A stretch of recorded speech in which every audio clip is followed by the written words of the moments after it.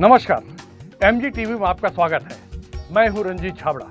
आइए चलते हैं खबरों की ओर। अखिल भारतीय मराठा सेवा संघ की दुर्ग, भिलाई और राजनांदगांव इकाई द्वारा छत्रपति वीर शिवाजी महाराज की जयंती सौहार्दपूर्ण एवं उत्साहजनक वातावरण में मनाई गई।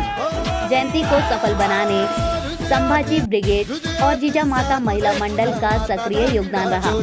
इस अवसर पर मुख्य रूप से अखिल भारतीय मराठा सेवा संघ के राष्ट्रीय उपाध्यक्ष श्रीमंत दिग्विजय सिंह त्रिदत्त, पूर्व मुख्यमंत्री डॉक्टर रमन सिंह, गृह मंत्री ताम्रध्वज साहू, सांसद विजय बघेल, संतोष पांडे, धमतरी जिला प्रभारी भाजपा नेता नीलू शर्मा, देवेंद्र यादव सहित बड़ी संख्या में राजनेता और वरिष्ठ समाजजन उपस्थित थे।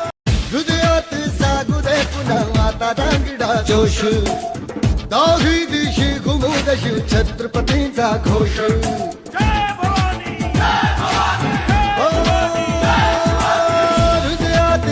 हृदयात सागुदे पुन्हा आता दांगडा जोश, दाही दिशी घुमुदशी छत्रपतींचा घोष।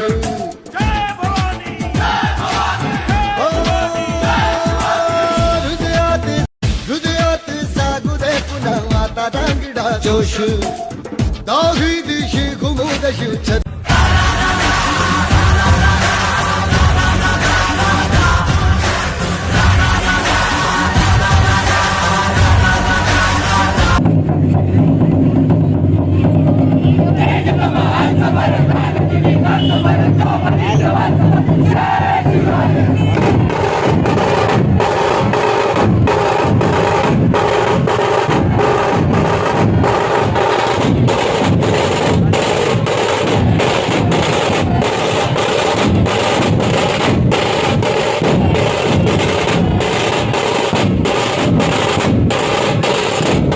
एमजीटीवी से गोकुलपुर स्थित लक्ष्मी विलास महल में बात करते हुए अखिल भारतीय मराठा सेवा संघ उपाध्यक्ष श्रीमंत दिग्विजय सिंह त्रिदत्त ने कहा कि देश वीर शिवाजी के योगदान का सदैव ऋणी रहेगा, जिनके प्रयास से आज भारत सुरक्षित है।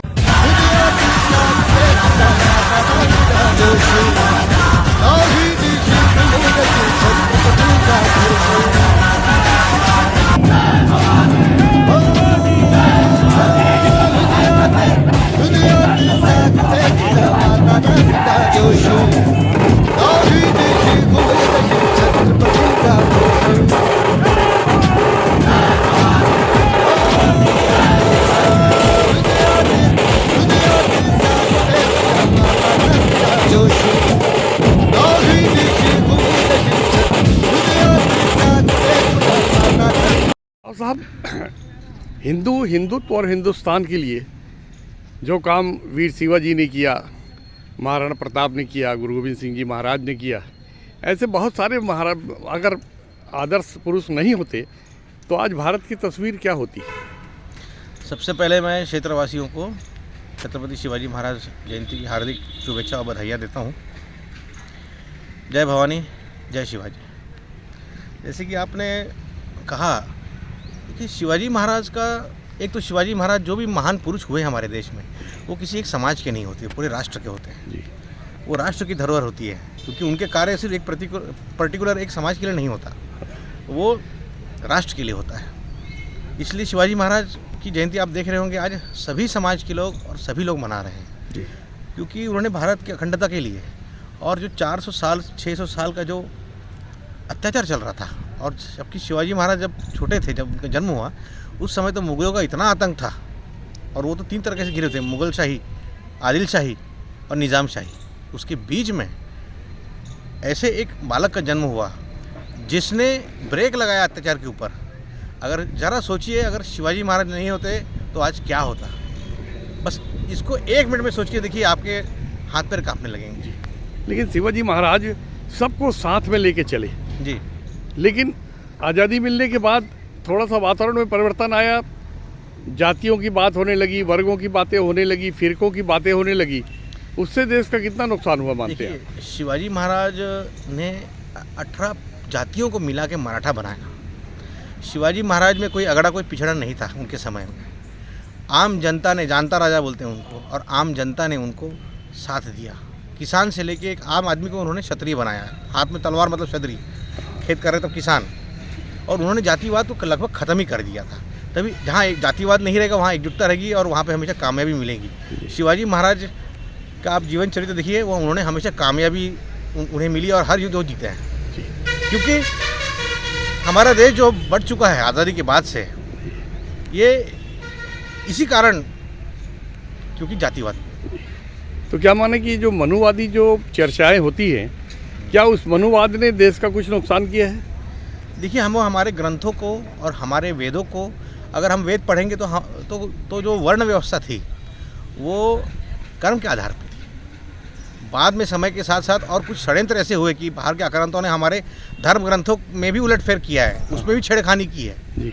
रामायण में भी छेड़खानी की गई, हमारे कई धर्म ग्रंथों में छेड़खानी की गई, ताकि ये हिंदुस्तान में जातिवाद का जहर फैलते जाए और ये समाज टूट जाए। जी। सिकंदर जैसा आदमी हिंदुस्तान में कुछ नहीं कर पाया, वापस जाना पड़ा उसको हार के, जी। क्योंकि उसमें जातिवाद नहीं थी। जातिवाद बढ़ने के कारण ही ये सब नुकसान हुआ है। और आक्रांताओं द्वारा जब देख रहे थे कि हम हिंदुस्तान को नहीं घुस सकते, तब कोई ना कोई तरीके से, बहुत बड़ा विषय है, इसको हम अगर कुछ साहित्य को लेकर बैठेंगे तब समझ में आएगा कि हमारे साहित्य को, हमारे ग्रंथों में छेड़खानी किया गया है, ताकि जातिवाद फैले और ये एकता खंडित हो जाए। मतलब ये फूट डालो राज करो की राजनीति जो अंग्रेजों ने बनाई थी, उस पर कुछ राजनीतिक दल चलने के कारण ये स्थिति आई, ऐसा माने? बिल्कुल बिल्कुल। आज वोट के लिए कोई एजुकेशन के नाम पे या कोई किसी के व्यवहार के नाम पे वोट नहीं देते, सीधे जाति का समीकरण देखा जाता है। ये हमारे जो प्रेरणा स्रोत है वीर शिवाजी, पूरी दुनिया में एक निश्चित तिथि में उनकी जयंती मनाई गई, लेकिन ये पहला मौका है धमतरी में जब सिर्फ शोभा यात्रा, बाइक मोटरसाइकिल शोभा यात्रा से निकली है, लेकिन उनकी जो जयंती हर साल लोगों को भी इंतजार रहता था कि आप लोग का स्वागत करें। जी। तो उनकी वो हसरत इस बार अधूरी रहेगी, क्या कारण दिखता है? देखिए, मैं तो अभी मराठा सेवा संघ का राष्ट्रीय उपाध्यक्ष हूँ और मेरे को दुर्ग, भिलाई, राजनांदगांव में भी कार्यक्रम थे, और मैं कुछ पर्सनल काम से भी थोड़ा महाराष्ट्र में रह रहा हूँ व्यक्तिगत कारणों से। तो अब यहाँ पे क्या हुआ क्यों नहीं, अभी मेरी चर्चा नहीं हुई। शायद कोरोना के कारण होगा या कोई ना कोई कारण होगा, तभी नहीं मनाया। लेकिन कोरोना में शिथिलता आ गई है। भारत ही नहीं, पूरे विश्व में एक निश्चित तिथि 19 तारीख को तकरीबन पूरे मनाया गया। हाँ। और लोग इंतजार भी कर रहे थे, क्योंकि साल भर इंतजार करते हैं, आप लोग का स्वागत करने का मौका भी लोगों को मिलता है, सर्वधर्म समाज वालों को, तो उससे वो वंचित हो गए। तो क्या लगता है कि ये जो तिथि जो बढ़ाई गई है, ये एकदम कोई ठोस कारणों से बढ़ाई गई है? अब उसमें मुझे कुछ जानकारी नहीं है जी। मैं कुछ लोगों से, समाज के लोगों से चर्चा करूँगा जी। तो यहाँ अभी आपको बता पाऊँगा जी। यहाँ आप बाइक रैली जो वीर शिवाजी जयंती पे नौजवानों ने और जीजा माता महिला मंडल ने निकाली, उस पर आप नहीं थे, इस अवधि में आप कहाँ थे और कहाँ शिरकत कर रहे थे? जी, मैं भिलाई, दुर्ग और राजनांदगांव में इस बार पहली बार सेवा संघ द्वारा चालू किया गया शोभा यात्रा और रैली, और दुर्ग भिलाई में तीसरा वर्ष है ये, और अब हर जिले में हम ये इसको शुरुआत करते जा रहे हैं। तो ये आप बता रहे हैं कि दुर्ग भिलाई में बहुत ही उत्साह के साथ लोगों ने शिवाजी जयंती मनाई और राजनांदगांव में भी मनाई, तो क्या उन कार्यक्रमों में कोई बड़ी हस्तियां पहुंच पाई, नहीं पहुंच पाई? जी। राजनांदगांव में दोपहर को हरी झंडी दिखाने के लिए माननीय छत्तीसगढ़ के गृह मंत्री ताम्रध्वज साहू जी, और उसके बाद फिर दुर्ग के सांसद श्री माननीय विजय बघेल जी, और फिर देवेंद्र यादव जी, ये सब लोग इन्होंने शिरकत की बहुत उत्साह के साथ। और राजनांदगांव में पूर्व मुख्यमंत्री आदरणीय श्री डॉक्टर रमन सिंह जी और वहाँ के सांसद पांडे जी और कई वहाँ के भी अच्छे लोग थे, क्योंकि शिवाजी महाराज सबके हैं जी। तो कितने उत्साहजनक वातावरण में दुर्ग, भिलाई और राजनांदगांव में बहुत ही अच्छा वातावरण रहा। वहाँ की महिलाओं ने और पुरुषों ने भी बहुत, मतलब वो रैली समझ लीजिए कि शौर्य रैली जैसी थी, क्योंकि सब अपने कल्चरल जो ड्रेस रहते हैं हमारे मराठों के, काष्टा वगैरह और साथ में तलवार वगैरह लेके और फेटा वेटा, महिलाएं भी फेटा वगैरह बांध के, एक मर्दानी जैसी भी उन्होंने भी मोर्चा संभाल के रखा था, और पुरुष भी अपने लेवल पे अपनी रैली निकाल रहे थे। मतलब बहुत ही अच्छा, बहुत ही उत्साह वाला माहौल था जी। मराठा समाज में, क्योंकि आप राष्ट्रीय पदाधिकारी हैं, इसलिए ऐसे शुभ अवसर पर क्षेत्रवासियों को किस तरह की शुभकामनाएं देंगे वीर शिवाजी जयंती की, उनके जीवन में मंगल बन रहे? जी, मैं तो सबको दोबारा सबको बहुत बहुत शुभेच्छा देता हूँ, और इतना ही कहूँगा, अगर हमें हिंदुस्तान को एकजुट रखना है और आने वाली पीढ़ी को अगर हमें सुरक्षित करना है, तो शिवाजी महाराज का जो जातिवाद के खिलाफ उन्होंने सब जातियों को एक किया था, जातिवाद को ख़त्म करें और हम सब भारतीय हैं, हिंदुस्तानी हैं, बस वही धारणा रखें। जय। अभी लेते हैं एक छोटा सा ब्रेक। आप देखते रहिए MG TV, क्योंकि खबरों का सिलसिला यहाँ थमता नहीं।